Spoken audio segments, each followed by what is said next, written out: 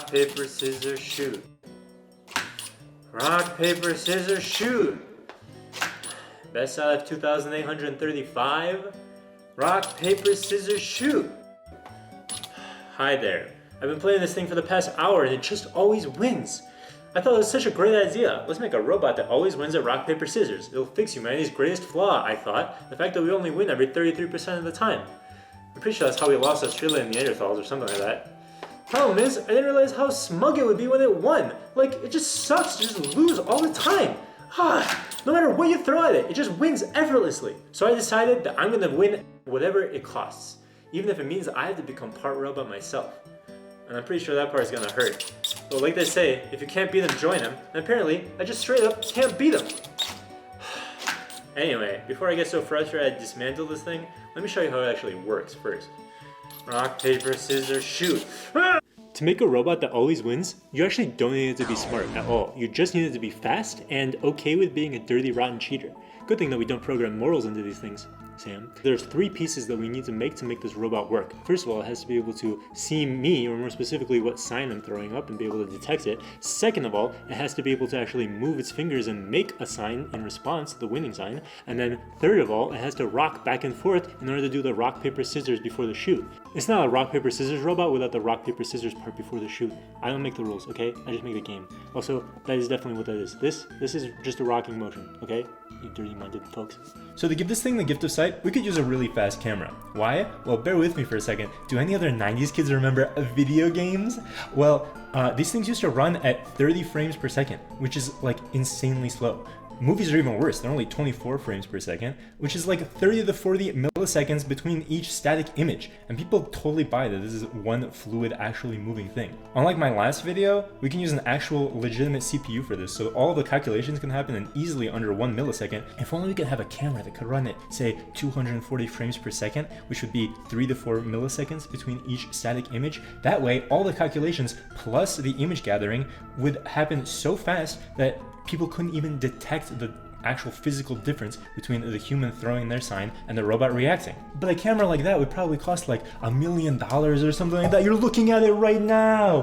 Whoa, what a plot twist. Nobody could have guessed based on the fact that this section of the video looks like absolute garbage. What's my point? Well, it's just that robots have it like laughably easy. It's so easy for them to cheat. It's not even just the hardware, it's the software too. There's this program called Mediapipe, which is like ChatGPT for hands, except it's nothing like ChatGPT and it's not just for hands. So like the whole sentence was false. It's just how I like my YouTube edutainment videos. What it does is it looks at the image and just makes random AI guesses about what objects are inside of it, and for specifically hands, it can guess the position of the palm and the fingers and all the joints and everything like that. Despite the fact that it's just making AI guesses, it's like shockingly accurate, honestly. It's better than an image processing script that I could write, even like a custom one, and it's so blazingly, insanely fast because it doesn't actually have to do any computation. It just has to guess based on some matrix multiplication. Here you can see a script that I wrote to demonstrate. All it's doing is taking the webcam view of my hand and superimposing a skeleton over my actual skeleton inside of my hand, and then using some trigonometry in order to determine the joint angles, and so that way we can figure out which fingers are up and which fingers are down. And from there, it's not exactly a big leap to be able to guess which sign that we're making. Next, we need to make this thing move as fast as it sees, which is why I've got these guys. Also because I still have them laying around from my fishing rod video, and I can't do tax write-offs yet because I don't make money off YouTube, so I may as well get my money's worth. But anyway, the point is that they've got gearboxes so they move really fast, and yet despite that, they're super overpowered, so they have plenty of power left over despite moving that fast to break my finger in half if they wanted to. And I'm pretty sure if they've got bone snapping levels of power, then they'll have enough power to open and close a light plastic fist. Speaking of fake fingers, don't ask me why I already had 3D models of finger bones laying around. I can explain, I swear. No, but actually it's just because I've made tons of robotic hands before, which is where I learned this trick for how to get relatively realistic finger joint action via a motor and some fishing wire. Actually, robotic hands are probably my biggest engineering passion, so it's a little surprising it took me this long to make one. But anyway, once we get the finger hooked up to the motor, you can see that all I have to do is turn the motor for a fraction of a second and it goes through the whole range of motion of the finger. Now let's do 2 at once. You'll see why in a second. And now, yep. We have 2 pairs of them with 1 motor for each pair. Now we can control each pair independently, but really all we care about is that we can do 1 pair to represent scissors or both pairs at the same time, which is paper. Also, you have to check out this creepy thumb that I modeled in here. It doesn't really sell the fact that this giant brick of bright green plastic is a realistic hand. And now of course we need the 3rd step. As you remember, it's the most important step, the rocking motion. This little bit not only holds the motor in place, but it also has this giant, ridiculous, dumb rig which holds the whole hand contraption on its side, and it has this little support area that the whole thing can rock back and forth against. And so now with the same control, look at that, it's just like a real person playing. Finally, we just need to combine everything that we've done so far, so I wrote a script that in real time tracks your hand and predicts where it's going to be, which is what that arrow represents. And if it thinks that you're doing a rocking motion, then it rocks. And when you're on the shoot step, it looks for you to shoot, predicts your sign, and then throws the sign that beats it. Yep, and it works really well too. So that's how I ended up just sitting here, listening to this robot over and over again. Over and over and over. God damn you, stupid robot. I will get my revenge. Haha, pathetic meatbag. I would like to see you try. Anyway, I started electrocuting myself. That's right, congratulations. You finally made it to the part of the video where I start zapping myself. If you've watched any of the people that I'm shamelessly inspired by, then you'll recognize this guy. It's called a TENS unit, and I think it's supposed to be used for physical therapy or something like that, but if your YouTube algorithm is anything like mine, then really it's used for torturing yourself in the hopes that you'll get more clicks on your YouTube video. You see, it's got these little electrodes that you stick to whatever muscle you want to activate, and it sends out little electric shocks that cause the muscle to spasm and contract involuntarily. So when you crank it up, first it just feels like a tingling sensation, and then it starts to hurt, and eventually it gets so bad that causes your muscles to involuntarily spasm, and depending on which muscle group you're activating, that'll either open or close whatever those muscles are attached to. So in this case, we have to figure out exactly which muscles in our forearm cause our fingers to open, and specifically we want to activate just these two fingers and also just these two fingers separately with two separate sets of electrodes, very similar to how we have two separate motors that open up our robotic hand. I'm pretty sure this is completely safe, but just in case, I asked my friend who's literally a doctor. Could there possibly be any problem with like zapping one of your muscles with these extensively for like a full hour straight? Yeah, I mean, you could like kind of burn them out a little bit, you know? Might have some lasting. One coercion later. So could there possibly be any problem with using a TENS unit for like a straight hour?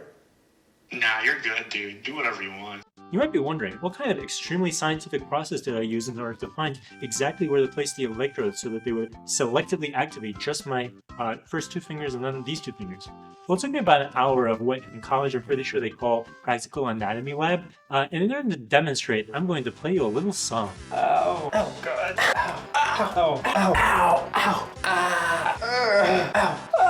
Oh, yup. Ow, ow, oh, ow, oh, ow, got it. Ow, ow, get it. Ow, ow, ow, yup. I hit it. Ow. So now all we have to do is program the robot so that it always sends out a random sign instead of looking at me. Instead, we turn the camera around and point the camera at the robot. And when the camera determines what sign the robot is going to throw, independent of the robot system, it automatically activates these relays in order to activate the electrode group that matches to the sign that I'm trying to throw. I should probably say, genuinely, don't try this at home. Best, it really horribly sucks, and at worst, you could probably hurt yourself. So let me just be the dummy that puts his body at risk for YouTube clicks, and don't try this at home. I got myself strapped in here. We're about to play perhaps the most painful game of rock, paper, scissors that's ever been played. I'm going to wear my handy dandy blindfold, which is my cape from my last video. Feels less like I'm about to play rock, paper, scissors and more like I'm about to play Russian roulette. Rock, paper, scissors, shoot! Ow! I wasn't ready. Okay, rock, paper, scissors, shoot. Oh my God, I think it was rock. Whew. Okay. Ow! Okay. Alright, I think I won that one. I don't know. Rock, paper, scissors, shoot. Ow! Dude, paper hurts so bad. Rock, paper, scissors, shoot. Okay. Phew. Okay. Rock, paper, scissors, shoot. Ow! Okay, I have to take the blindfold off. It was actually just like literally torture, and it's getting hot and it's blocking the camera. So we're just gonna do it unblindfolded. Rock, paper, scissors, shoot. Ooh, okay. Ow. Jesus, this thing hurts really bad. This is what they'll tell you when they do videos with tens units in them. Oh, rock, paper, scissors, shoot! Oh, I delayed it. It like didn't do it right away. Rock, paper, scissors, shoot! Ow! Okay, I'm shutting it down. That's enough torture for you guys. Thank you very much. I think I proved my point. Ow! My hand stings so bad. These things genuinely hurt. I don't know how people do this for videos.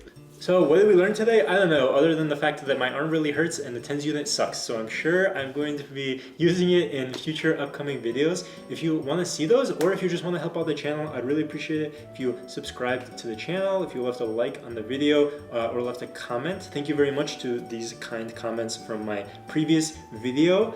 Genuinely, any engagement that you leave with the video really helps out. So if you enjoyed the video, it really helps my channel grow. Even if not, I really appreciate you watching to the end. Thank you so much for watching the whole video. Hopefully you enjoyed the project, and hopefully you enjoyed me torturing myself a little bit. So I hope you'll stay tuned and you'll join me for the next time. But even if you don't, I really appreciate you watching this one. As always, thank you very much for watching, and I'll see you next time. Bye bye.